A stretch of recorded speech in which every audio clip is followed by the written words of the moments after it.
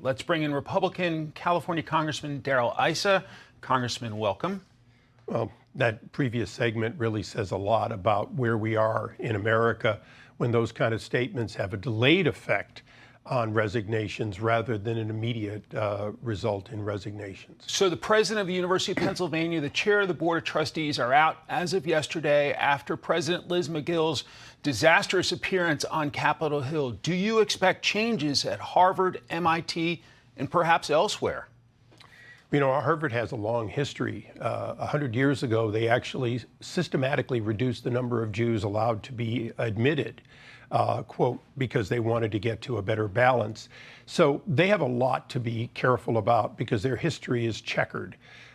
In spite of the fact that the Supreme Court justices tend to come from Harvard, hopefully it will make a change, but it's got to make a change at Kent State. It's got to make a change at UVA. It's got to make a change everywhere because college campuses have created a norm that some things are allowed because the liberal left likes them, and some things are not allowed because conservative thought or pro-America likes them. That's got to end. If you're going to have free speech, fine, let's have free speech. If you're going to crack down on inappropriate threats of violence or the like, great, do it, but do it uniformly. That's not happening. It's one of the things that that Congress is most concerned about with our universities. Then there's Hunter Biden facing new charges in California, some of them felonies. Here is Utah Senator Mitt Romney on that today.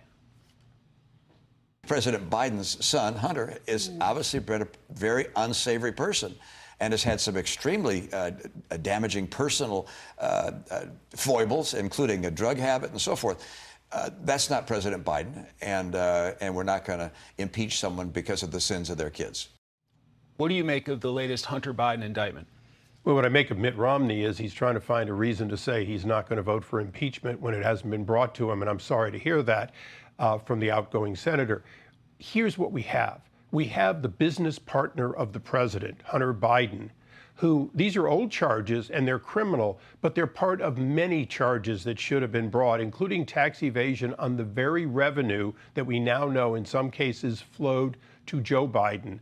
And they flowed to him while his actions were certainly inappropriate, if not, in fact, pay to play. That's why we're investigating. It's why we're elevating our investigations. It's why that Hunter Biden, we fully expected, would take the fifth when he came, whether it was public or private, but we at least had to ask him, would he explain that which is explainable, if it can be? You're expected to vote in the House to formalize the impeachment inquiry this week. What are your expectations? My expectation is it'll pass. My expectation is it'll lead to a contempt when he doesn't come.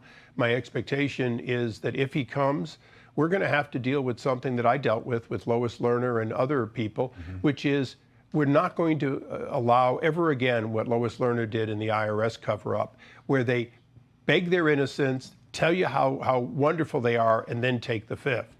Question's going to have to be with no opening statement. Are you going to answer our questions? Here are our questions. And if not, then in fact, hold him in contempt. But, you know, to be honest, we need to get past Hunter Biden because there's a lot of other things. I'll give you one example that really galls me. When you being Fox, ask for details, for example, about current events where you know that money went to Joe Biden from Hunter Biden, they refer you to White House counsel. Well, to be honest, that is the counsel of the presidency, not the counsel of the man who was vice president at the time of those payments. So we've got a lot of things we have to do, and we've got to do it quickly. We don't want this to be a political season, but they're delaying us in a way in which if we don't hurry, it will be right up to the election. And I don't want that. I want it resolved sooner rather than later. Big push for funding for Israel, Ukraine, and your colleagues, including you, I think, want a border component to it. How does that play out? We want to have national security, the defense authorization, the appropriations for our defense, our appropriate spending of Homeland Security to make our homeland secure. And yes, we want to have monies properly spent in two wars that have broken out, one in Israel, one with Putin's further invasion of Ukraine. In all cases, we need to make sure the monies are well spent. We need to have oversight.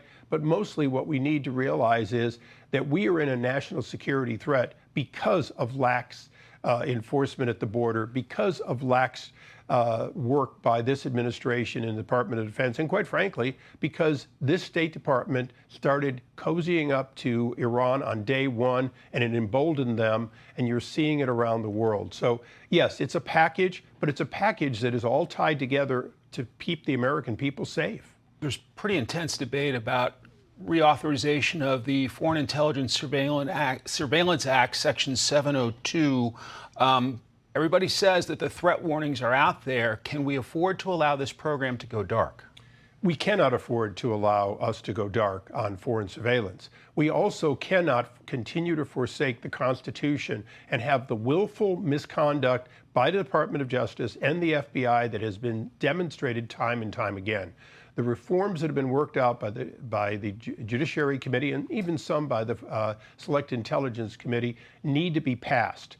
We're sorry that it's going to have to be as late as April, but the fact is we moved it out of committee. We're prepared to have a vote on the floor on these packages. If they're accepted by the administration and the Senate, we will in fact have security abroad and dramatically better protection for the American people, including a second look when the FBI says something that isn't true, the way they did even with President Trump and others. If you can take on a presidential candidate and circumvent the Constitution, you can take on and circumvent any of us as Americans. Congressman Darrell Issa, the great state of California, grateful for your time today. Thank you.